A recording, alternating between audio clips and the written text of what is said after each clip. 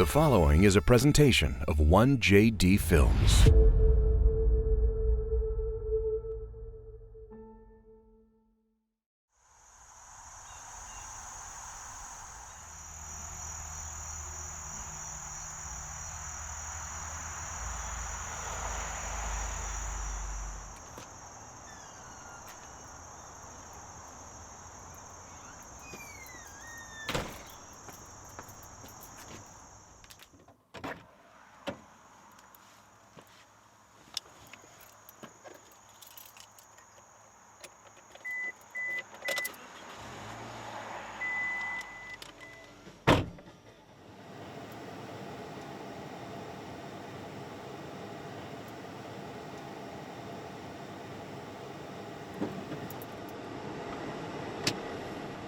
I started driving for the Jets in 1982, and at the time they were still practicing their facility. They had offices in Manhattan, but they had their training center was part of Hofstra University's campus. It was, for me, it was a 5 to 10 minute drive. It's more than a job, you know. I really take a lot of pride in doing everything right with the truck, and it's just part of being a small part of the organization. We're going to the Merrick train station. We have a fireman's memorial on Merrick Avenue and Sunrise Highway. 20 years ago, the darkest day in American history. Does it feel like it's been 20 years? No, not at all.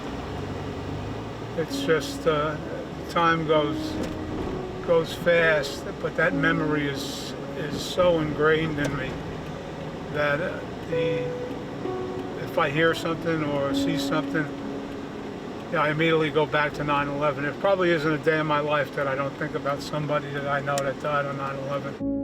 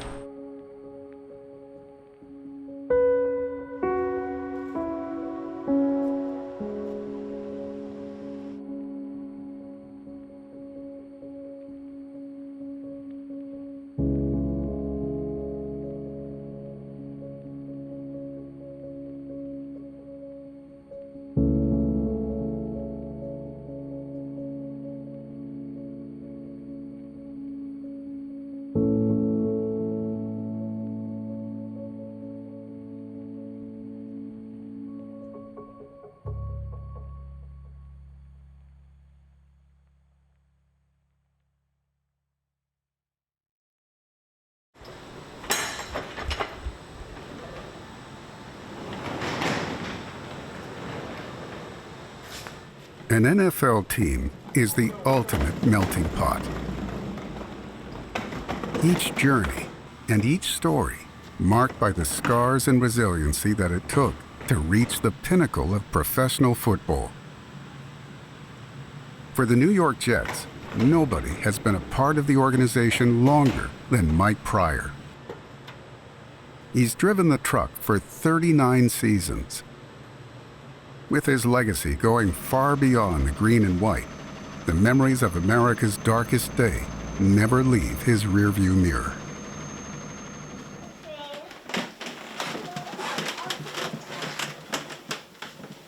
This is my FDNY helmet. I used this most of my career. I went through 3 helmets. This one saw the most fire duty and emergencies that we responded to. The helmet to a fireman means everything. So if anybody was to clean this helmet, the owner of the helmet would be very upset. This tells you what you've been through, where you've been. On the fire ground, when the chief sees a guy with a helmet like this, he says, at least I don't have a new guy here, I got a guy that's been around.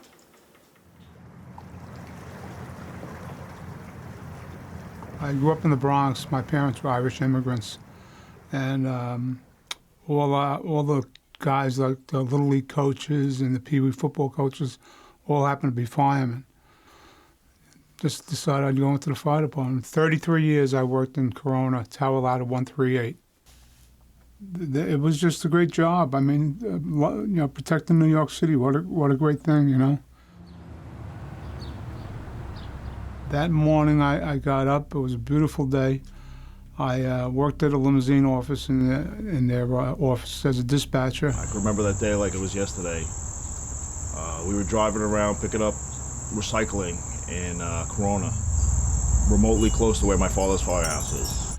I was going to go to work, and before I left, I called a friend of mine who works in police headquarters, and he wasn't in, but his partner was telling me that I can't talk, I got to run. A plane just hit the World Trade Center. I said, maybe it's a traffic helicopter or something. He says, I don't know, I got to go see. And I turned on the news, and my wife was watching it, and we saw the plane hit. We couldn't believe it.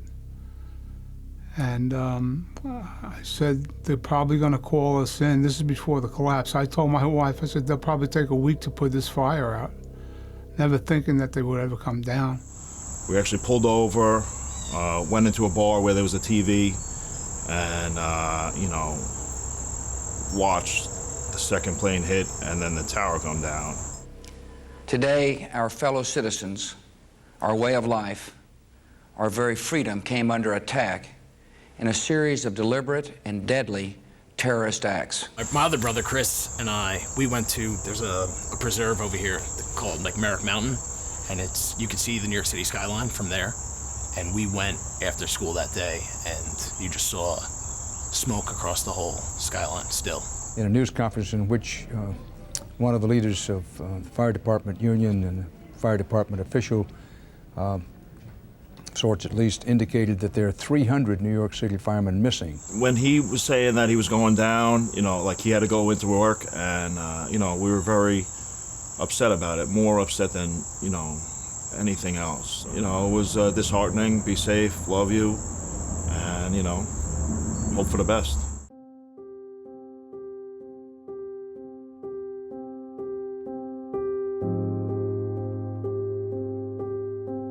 That night, the night of the 12th, I drove into Manhattan with the truck, and there was no place to park, so I just happened to park in front of City Hall.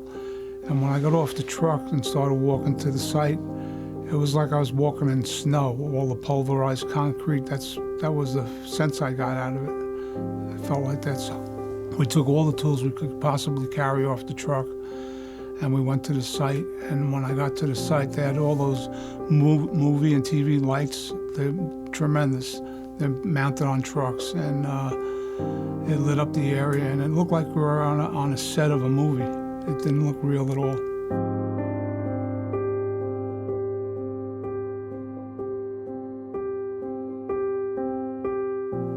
Just the pile, the size of it was amazing to see it, and to see the way it came down. It's the worst thing, knowing that guys like me and you who have families, they're not going to see them anymore. So that's the hardest thing. 4 guys from my house had gotten killed. One was Oriole Palmer. He was our captain. Oriole was actually given reports. He was a marathon runner.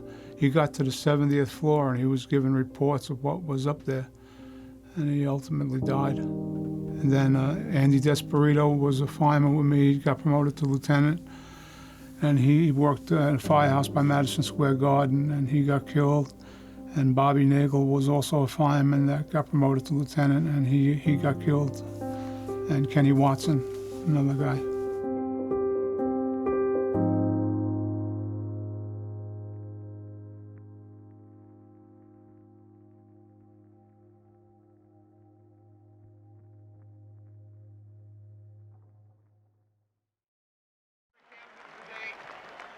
After the sports world paused, the Jets traveled to New England on September 23rd to face the Patriots. With a nation looking to heal, the team stood together, united like never before. On Sunday, we go to the game at about 8 o'clock in the morning, and it was really just a somber place. People weren't like they normally are.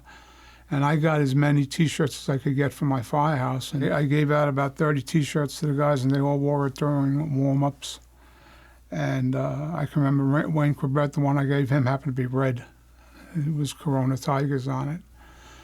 And that gave me a lot of pride.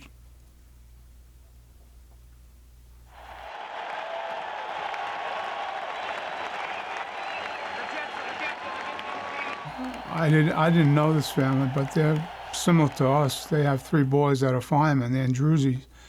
And Joe Andruzzi plays for the Patriots. And he came running out with the flag.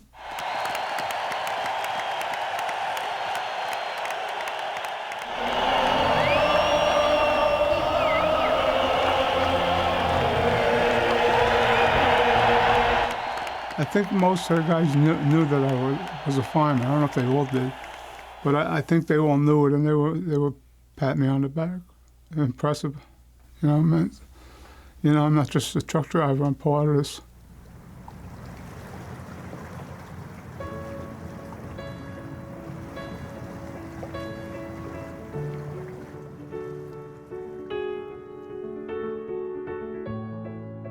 Can you describe what this city means to you?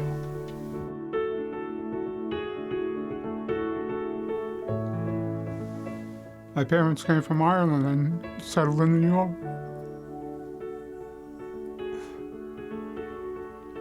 It's just been a great story.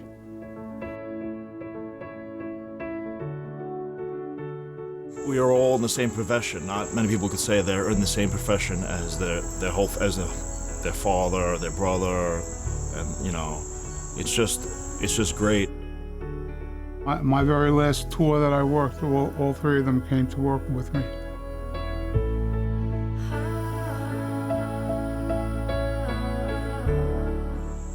We're all firemen working in different companies, but when we work together, we look across and you see your brother there, and I see my other brother there, and I look up front, my father's driving. It was really a great time.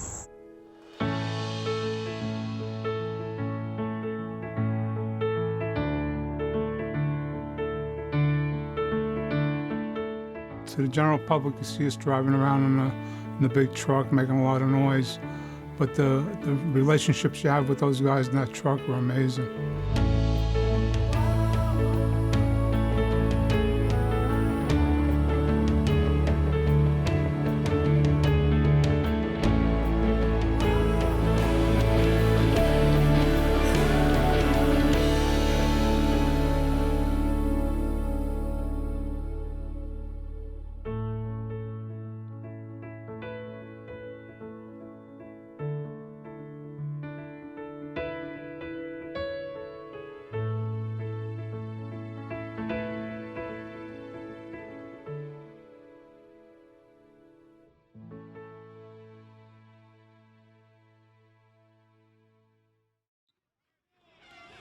The Green and White will take the field on Sunday with a new identity and brand, established from head coach Robert Saleh. Forging a brotherhood and building the standard in Florham Park is something the Jets leader learned in his hometown of Dearborn, Michigan. I think the greatest thing that I could take back from the community, and especially my family, is just the closeness of the entire community, and where everybody is really trying to serve one another to find ways to get better and to achieve whatever it is they're trying to achieve with their own personal goals. And you just look at interaction within that community, everybody's got everybody's back.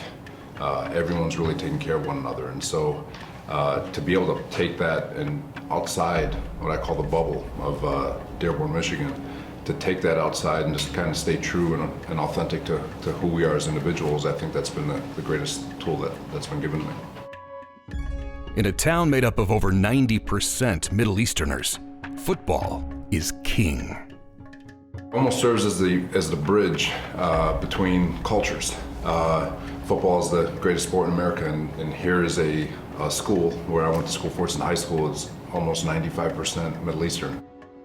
It's a passion of Middle Eastern people. At one point, Fordson High School had 34 consecutive non-losing seasons. Just it acting as a bridge between cultures has been, it's almost been a godsend for the people. So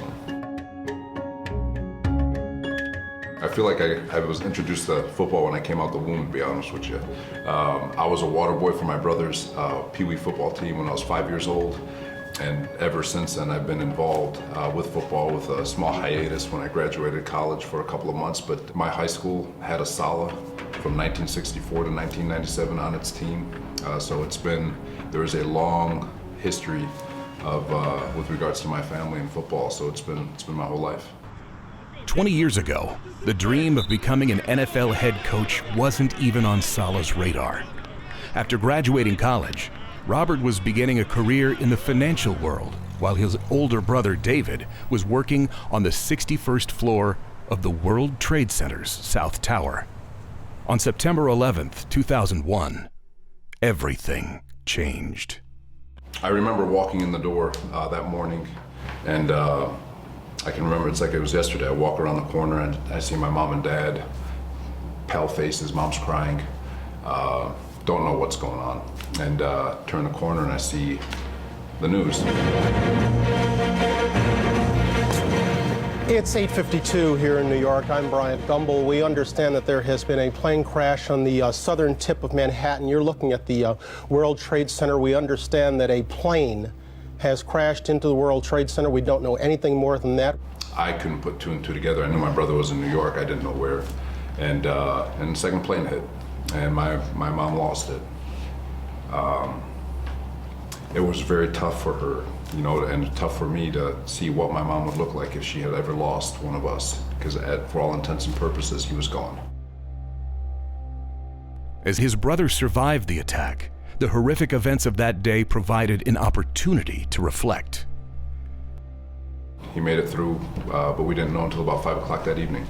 And, being able to, through tragedy and through his experience, having the ability to self-reflect and figure out what it was that I wanted to do and whether or not I was actually doing it, kind of thrust me forward into trying to pursue coaching. And so here I am today. As he rose the NFL coaching ranks, Sala's principles remain consistent. Downright, I want to win, do whatever it takes to win. And I think that's the kind of coach Sala is, just the way he talked to me and the way he was coaching last year at 49ers when I used to watch. He's a guy who's all passion. He says all gas, no brakes, and he means that. It's an everyday, life decision for him, and he puts it on us. He was like, "You ready to do this, man?" And all I could think was like, "Man, let's just go, man. I can't wait to get to practice already because I already know what he's like, man. All gas, no brakes, man." All right, this whole all gas, no brake mentality, I'm going to remind everyone, what's its true intention? We talk about effort on the field, but it's more than that, all right? How we do anything is how we do everything, all right? Everything matters. How we wake up, how we dress, how we eat, how we meet, how we train, how we practice, how we rehab, how we recover, how we treat one another, how we treat everyone. All right, how we treat everyone. That is the mindset, all right? Go to bed better than when you woke up from this day forward. And I mean it, guys. If you do that, we're going to like the results. We got players in this room, and if you have that mentality to show up every day and find a way to go to bed better than when you woke up, I promise you'll love the results. All right, I promise. All right? All gas? No brakes. One more. All gas? No brakes. This segment has been brought to you by JetBlue, the official airline of the New York Jets. Next week on 1JD Films Presents. For me, looking back at this team and what we're going to remember it for, it's going to be the group of guys that started a long, long run of success in this organization. And like we've always said, we're going to win championships here, and it's going to be because of these guys and what they've started. It's exciting. I've been thinking about it every night, just being in New York, the fan base is crazy here. Right, this team's been taking the right strides, getting better every day. We got a lot of young guys that are hungry. I'm ready to see everybody work, so I'm very excited. It would be a little bit naive of me to think that it's exactly the same. I even think, just emotionally, come Sunday, if I was sitting here preparing myself for just a normal week, I don't know if that'd be very wise. So I know there's going to be probably a little bit something extra with this one.